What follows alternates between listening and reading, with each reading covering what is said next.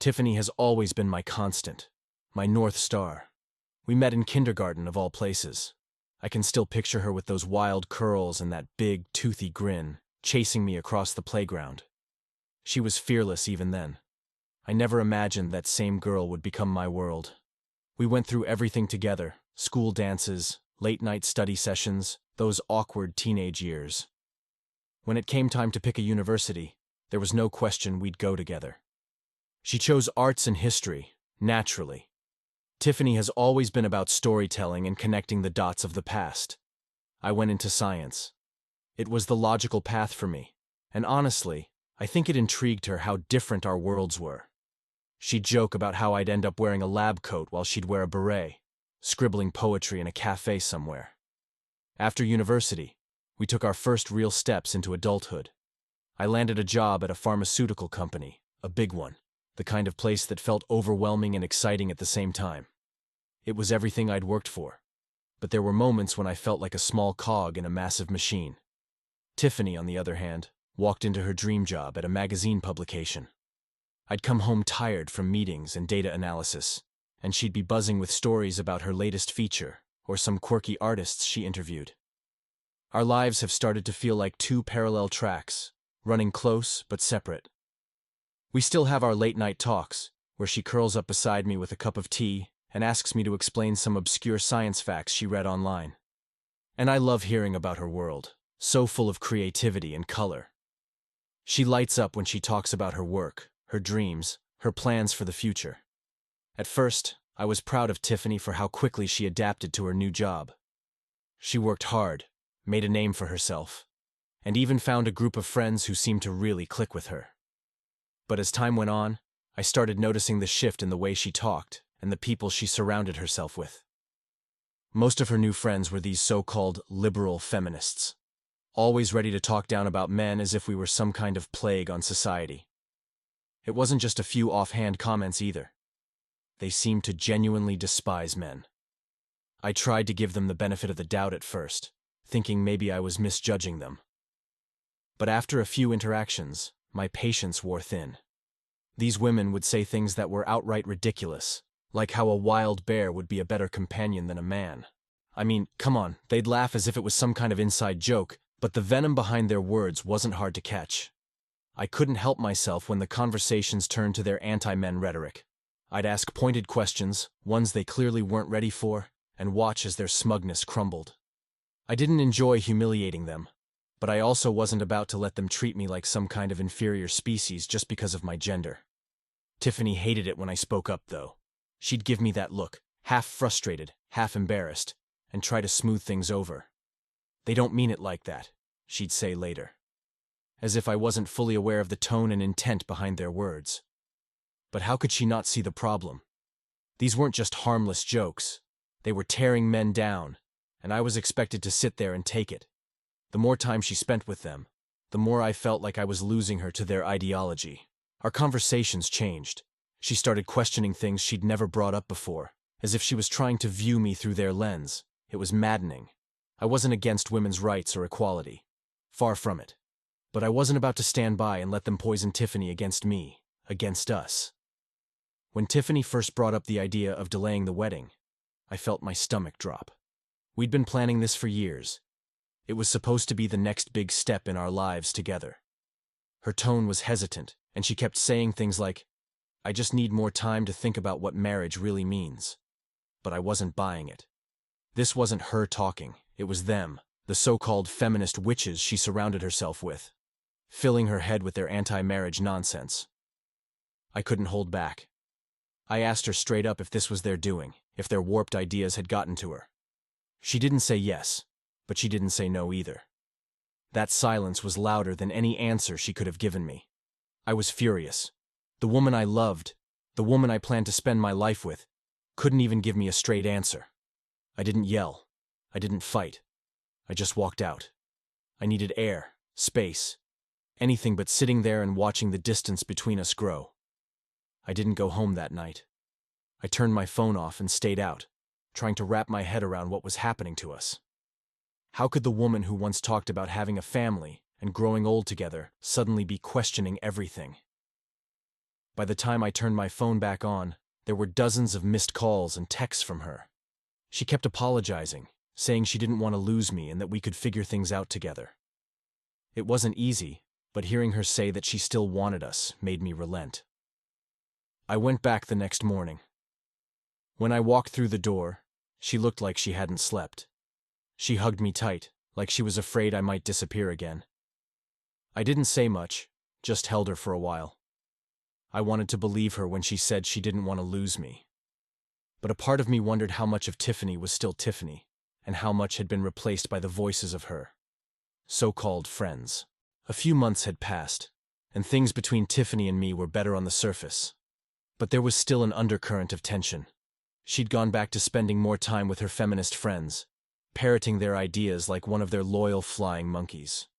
I kept trying to ignore it, hoping she'd eventually see through their nonsense and come back to being herself. But that hope was wearing thin. One day she came home with a bright, almost nervous energy, and dropped a bombshell. "Russell," she said, "how would you feel about going to India?" "India," I repeated, caught completely off guard. "Why India?" She explained that she and her friends were planning a research trip to study the lives of women there, how they navigate their roles in society, how they're challenging norms, that sort of thing. The excitement in her voice was genuine, and for a moment, I saw a glimpse of the Tiffany I fell in love with, the curious, passionate woman who wanted to explore the world and make a difference. But still, I couldn't shake the feeling that this was just another adventure cooked up by her friends, another way for them to fuel their agenda. "And you want me to come with you?" I asked, trying to keep my voice neutral. "Yes," she said, almost pleading. "I think it would be good for both of us. You'd get to experience something new, and maybe it would help us understand each other better." I wanted to say no. The last thing I wanted was to be stuck halfway across the world with her friends, listening to their lectures about the evils of men and the glory of wild bears or whatever new nonsense they'd come up with. But the look in her eyes stopped me. She was asking, not demanding, not pushing, but asking, and deep down, I knew that if I said no, it might be another wedge between us. "All right," I said, finally my reluctance obvious. "I'll come with you." Her face lit up, and for a moment it felt like the old days again. Maybe this trip would be good for us. Maybe it would remind her of who we were before her friends got in the way. Or maybe it would be the final straw. Either way, I figured it was better than sitting back and letting things crumble around us. The flight to India was long, and sitting there with Tiffany and her friends was less than comfortable. They were in their own little bubble, chattering about their research plans, laughing at inside jokes, and occasionally glancing my way as if I was some sort of alien tagging along. I tried to tune them out, focusing instead on the journey ahead. When we landed in Assam, I was struck by how breathtaking the place was. Rolling hills, dense forests, and a kind of quiet that felt like a world away from the chaos back home. For a brief moment, I thought maybe this trip wouldn't be so bad. Tiffany seemed happy, and her enthusiasm about the place was infectious. I wanted to believe this was just about the research, and not something more. But later that evening, my doubts resurfaced. I was unpacking in the modest little guest house we were staying at when I heard voices outside. It was Tiffany and her friends. At first, it was just the usual chatter, but then their tone shifted, more hushed and serious. I crept closer to the window, just enough to hear them clearly. "Did you speak to him?" one of them asked. "Not yet," Tiffany replied. "I'll tell him tomorrow." "You need to," another chimed in. "That's the whole reason you brought him here. He can't escape from here." My heart sank. Escape from what? I stayed frozen in place, every instinct screaming at me to confront them, but I held back. If they saw me listening, I'd never get the full story. Instead, I stayed up most of the night, running every worst-case scenario through my mind. What was Tiffany planning? Why did she need to bring me all the way here to tell me something? And what did her friend mean by he can't escape from here? I was suspicious, worried, and more than a little scared. Whatever was coming, I had a feeling it was going to change everything. The next morning, the guard at the guest house approached us as we were getting ready to head out. His face was serious, almost grim, as he spoke in his heavily accented English. "A bear has been attacking people in the village nearby. Please stay cautious and avoid the forest trails. It's dangerous." Before I could react, Tiffany's friends broke into laughter. One of them joked, "Honestly, being with a bear sounds better than being with a man." The others chimed in with their own quips, giggling like schoolgirls at their cleverness. The guard, however, didn't find it funny. He straightened his shoulders, his expression unchanging as he looked directly at them.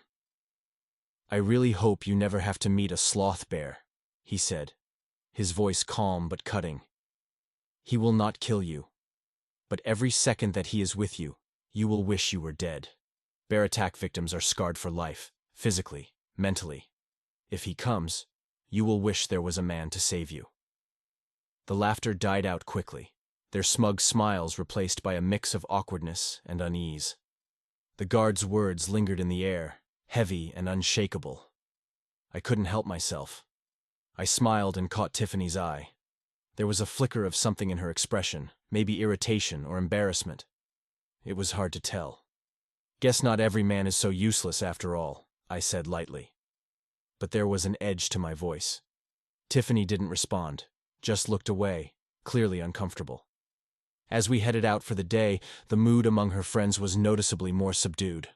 For once, their sharp tongues had been silenced, and I couldn't deny the small satisfaction I felt. But the guard's warning stayed with me. Out here, far from home, the rules were different. I couldn't shake the feeling that the dangers weren't just outside in the forest. They were within the very group I'd come here with.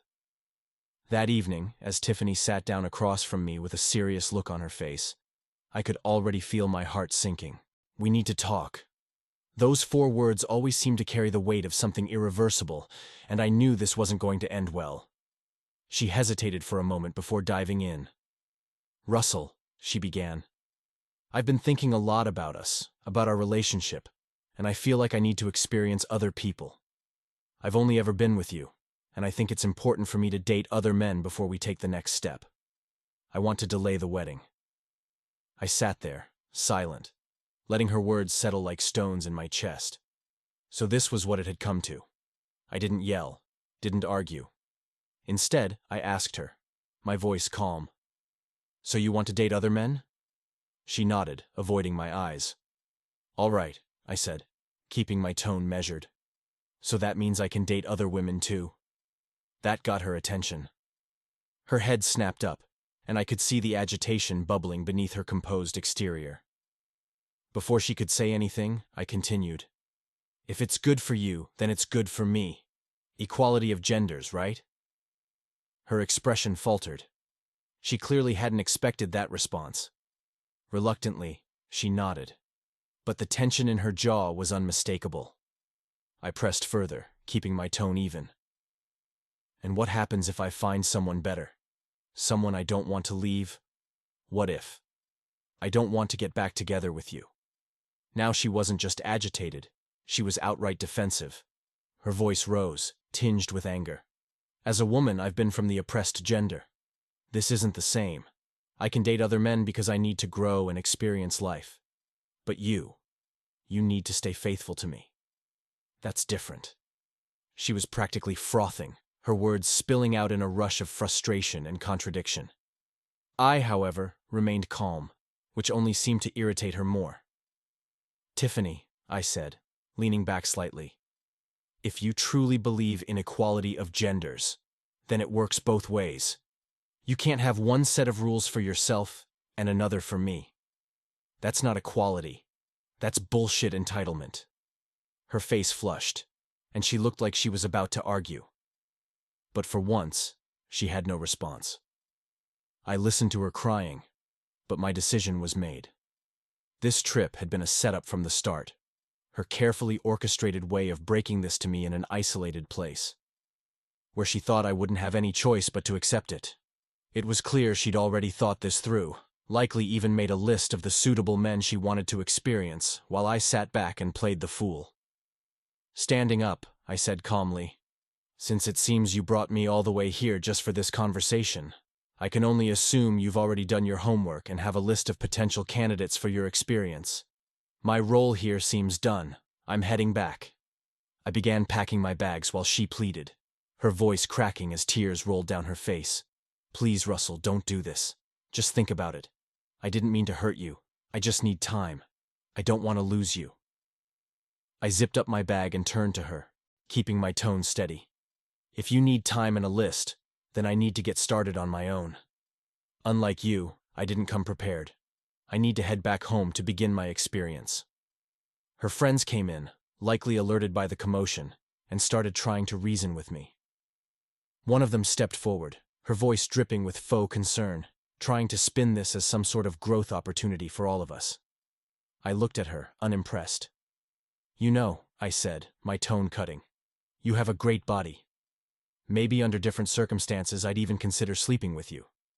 But the truth is, you're so ugly on the inside that I can't even stomach looking at you for long. The room went silent. Her friend froze, and Tiffany's tears turned into a shocked gasp. None of them had a reply to that. I called the guest house guard and asked him to help me arrange transport to another hotel. He nodded without question, his no-nonsense demeanor a small comfort in this absurd situation. The next morning, I boarded a flight back to the USA. Tiffany kept calling, her messages alternating between apologies and angry tirades, but I ignored every single one. I had nothing more to say. As the plane took off, I looked out the window, feeling a strange mix of sadness and relief. Sadness for what we'd lost, and relief that I wasn't going to let myself be strung along any longer. If she wanted to explore her options, that was her choice. But I wasn't going to wait around for her to decide whether I was worth coming back to. A day after I returned to the US, I got a message from one of Tiffany's friends, one of the so-called witches. It was a photo of another member of their group, her face pale and bruised, with an arm wrapped in bandages. The caption read, "The bear got her." Apparently, the sloth bear that the guard had warned us about had attacked her while she was exploring one of the forest trails. I later learned she needed 97 stitches just to hold herself together. It was poetic, in a grim sort of way. A brutal reminder of how reality doesn't care for their lofty ideologies. The group stayed in India for another week, but I was long gone by then. Back home, I had already decided I wasn't going to give Tiffany a second chance. She had made her choices clear, and I wasn't going to wait around to be her backup plan. I packed up all of her belongings, neatly labeled them, and had everything sent to her father's house.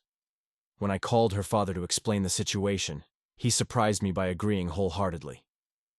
If she wants to screw around, that's her decision, he said bluntly. But no decent man would stick around for that. I would have done the same thing. Then, with a bitterness that matched my own, he added, "Given her new ideology, she probably hates me too. When she comes for her stuff, she can leave my house just as quickly. She's made her bed. Now she can lie in it." A week later, Tiffany showed up at my door, looking exhausted and defeated. I opened it just enough to see her face, and she immediately started talking, her voice shaky and desperate. "Russell, please." "I'm sorry," she began. "I made a mistake. Let's just talk." I cut her off before she could finish. "Tiffany, you did not make a mistake. You made a choice. There is a difference. You want to go out and increase your body count. Be my guest. I'll tell all my friends that you are ready to experiment. In fact, let me do it right now." I opened my social media page and posted, "Tiffany is no longer with me and is looking to hook up with different men every day. Please book your slots." Her phone pinged, informing that she got the notification. "All your stuff is at your father's place. You have nothing here anymore. This chapter is closed."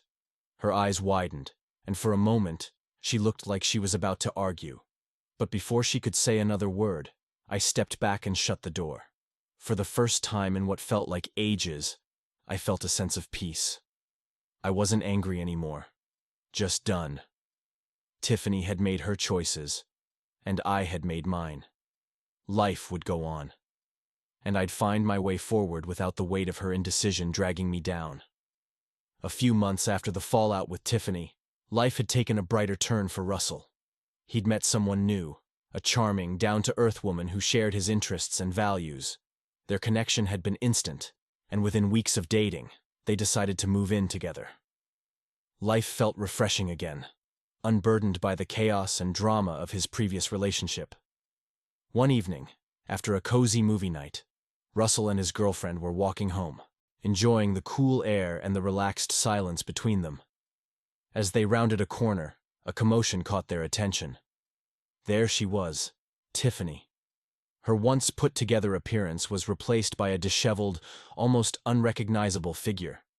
She was wearing an outfit, so revealing it left little to the imagination, stumbling drunkenly with two equally intoxicated women. The three of them were trying and failing to get off the ground, their actions clumsy and pathetic around them. A small crowd had gathered, phones out, live streaming and laughing at the spectacle, some of them just touching them. Russell's girlfriend slowed her steps, concern flickering in her eyes.